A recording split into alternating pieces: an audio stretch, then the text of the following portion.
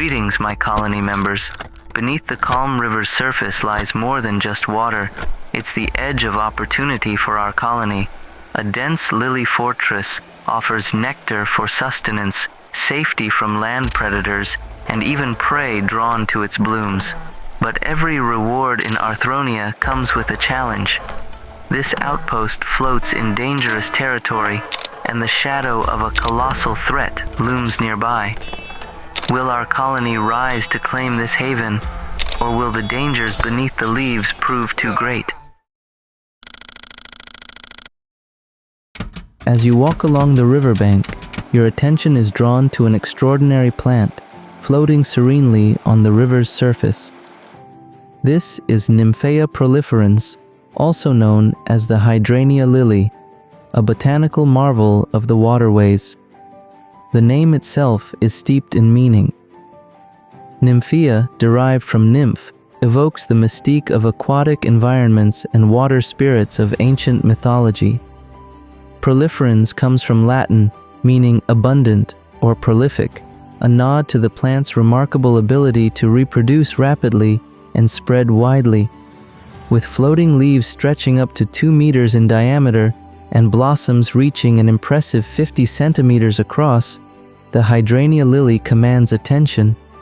Beneath the surface, its root system extends as deep as 1.5 meters, anchoring the plant firmly in the riverbed.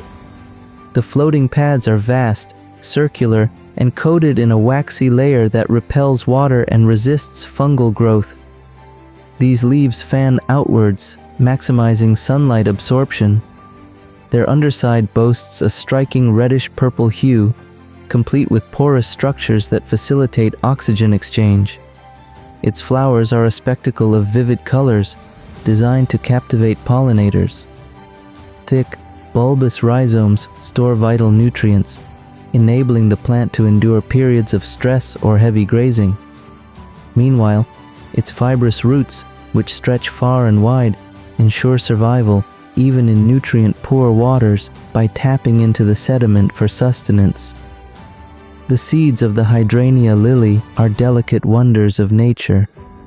Encased in a protective gelatinous layer, they float effortlessly for days, drifting with the river's currents until they sink and settle in distant fertile grounds away from the parent plant. A single Hydranea lily can produce multiple flowers and leaves each week during its growth phase. The blooms follow a rhythmic cycle, often unfurling at dawn or dusk, catering to both diurnal and nocturnal pollinators. As evening falls, the flowers release a heady, sugary nectar, their scent intensifying under the moonlight to attract nighttime insects. This plant's survival strategy doesn't end with pollination. Through asexual reproduction, the Hydranea lily propagates via rhizome fragmentation, forming dense colonies that quickly dominate favorable habitats. Beyond its biological prowess, the Hydranea lily plays a crucial role in its ecosystem. Its leaves, flowers, and rhizomes provide essential sustenance to herbivores, while its rapid reproduction compensates for any losses. The dense colonies create microhabitats, serving as breeding grounds for smaller aquatic creatures. Even the water itself benefits. Submerged roots and leaves release oxygen, subtly enhancing water quality. From our observations, it seems highly likely that we can utilize this plant to expand our kingdom through mutualistic symbiosis. Although its leaves are off-limits, protected by a waxy coating that makes them nearly impossible to cut, we can still harness its potential in other ways. A promising option is to establish a temporary colony atop the dense lily clusters. This strategic move would grant us access to the nectar-rich lily flowers while also shielding us from terrestrial predators. In return, the lilies would benefit from enhanced pollination, strengthening their reproductive success.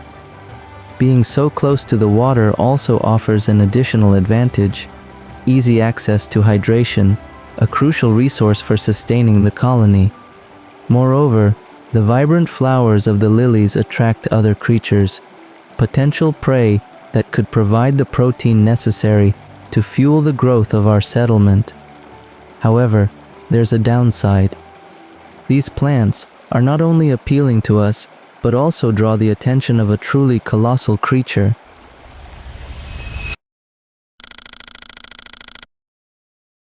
From the shadows of the dense forest, a colossal figure emerges, its massive frame moving with a deliberate grace.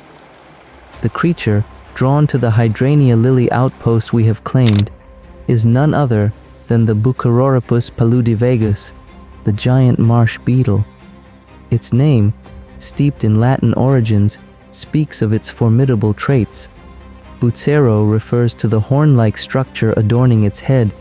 Ripus signifies its ability to tear through vegetation with ease, and paludivegus marks it as a wanderer of the marshlands. This creature is nothing short of a living titan. Standing at 1.5 meters tall and stretching up to 3 meters in length, it weighs a staggering 700 to 900 kilograms. Its thick, segmented exoskeleton gleams in dark green hues mottled with earthy browns, perfect camouflage in its watery habitat.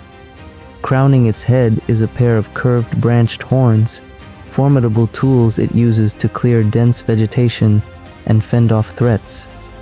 These horns are not merely for show. Sharp ridges along their length can strip bark or dig into the ground with ease. Beneath them lies a set of serrated mandibles, powerful enough to crush aquatic plants, bark, and fibrous roots into manageable pieces. Its 6 sturdy legs are built for life in the marsh. The webbed feet keep it from sinking into the muck, while its larger forelimbs, tipped with claw-like extensions, excel at rooting through wetland vegetation. Even its abdomen is adapted, equipped with paddle-like extensions for balance and temperature regulation in the humid environment. The Bucororopus' internal biology is no less impressive. Enlarged spiracles ensure efficient gas exchange in oxygen-rich but humid air, while its multi-chambered stomach, home to symbiotic microbes, breaks down cellulose and detoxifies swamp plants. In its role as a keystone herbivore, this giant beetle keeps the marsh ecosystem in balance by preventing overgrowth. It grazes on swamp grasses, aquatic plants, and tree bark, and will occasionally scavenge leftover plant matter. Though solitary and non-territorial, it sometimes gathers in loose groups during feeding frenzies or mating seasons. When danger threatens, the Bucororopus has its own methods of defense. It swings its mighty horns in wide arcs, creating a formidable barrier against predators. If the threat persists, it can send out low-frequency vibrations through the ground, warning other marsh inhabitants of impending danger. Its life cycle is equally fascinating. Females lay clutches of eggs in shallow, waterlogged depressions. The hatchlings, precocial and self-sufficient, emerge ready to explore and feed on the abundant plant matter around them. The beetle stands before us, a towering force of nature. Its immense size beckons us, promising a feast of protein. With its massive frame, surely there's a bounty of meat to be claimed, right? But with its 3-meter length and nearly 900-kilogram weight, it's not just a meal, it's a formidable opponent. For small predators like us, even with our guerrilla tactics, bringing it down seems an impossible task. We strike from all angles, hoping to overwhelm it, but the beetle's thick, chitinous armor is an impenetrable wall, shrugging off our every attack. In response, the beetle doesn't retreat, it charges. It faces us head-on, its horns swinging with deadly precision. In an instant, its sweeping movements, powered by sheer size, send our soldiers flying, crashing to the ground. With a burst of strength, the beetle sprints towards the marsh. Its webbed feet and paddle-like abdomen make it glide effortlessly through the muck, while we, struggling to keep up in the sticky swamp, are left behind. Then, the true fury of the beetle reveals itself. With its serrated mandibles, it strikes with deadly speed, mowing down our forces with terrifying efficiency. One by one, our brave warriors fall, torn apart by the beast's relentless assault. As the beetle plunges deeper into the swamp, its green and brown body melts into the marsh's murky waters. In mere moments, it vanishes from sight, its camouflage flawless, its escape complete. This hunt has cost us dearly. We've lost comrades, and the giant marsh beetle remains untamed, still roaming free, an elusive and dangerous predator. We underestimated its strength, its speed, and its mastery of this harsh terrain. The battlefield has shown us that we cannot face it head-on, not in its own element. But this defeat is not the end. We will return, we will adapt, and we will hunt again. Let's regroup, plan our next move, and prepare for the challenge ahead. Victory may be just beyond the horizon. This time, our hunt will take us deep into the heart of the forest. We will scan the terrain, carefully observing every inch of our surroundings as we search for our target. There, do you see it? The beetle, grazing leisurely on the lush greenery. This is our moment. We strike with precision, a flanking assault from all sides. The beetle, heavy and slow, will struggle to react, especially as our forces move with swift agility, outmaneuvering it. With a larger force, the beetle will be overwhelmed. Mandibles locked tight on its legs, it won't be able to escape or find ground to flee. It's trapped. Aim for the weak points, the joints, the vulnerable underside of its abdomen, and when the time comes, unleash your venomous stingers to paralyze it in its tracks. Together, we will bring down this beast. And just like that, the giant marsh beetle falls. Victory is ours, but this victory brings more than just triumph. By securing the area where we plan to build our outpost, we guarantee our safety. We've neutralized a dangerous threat.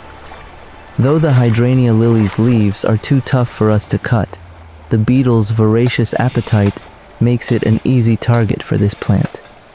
It's not just the leaves, it devours the flowers and rhizomes, threatening the very resource we need to thrive. We had no choice but to remove the beetle from this equation. But in doing so, we've also secured the protein we desperately needed. Now, we can finally begin our outpost in the lily colony, a place where we can forge a mutualistic bond with the lilies that will nourish us and protect us. Well done, my fellow colony members. Against all odds, we have adapted and thrived in Hydranea. We have learned how to defeat even the mightiest of creatures and discovered vital resources for our survival. As our civilization flourishes, some of our distant colonies, having split from the kingdom, are now evolving in ways we never imagined. They've mastered the art of symbiosis with the lilies and over time evolved into new species,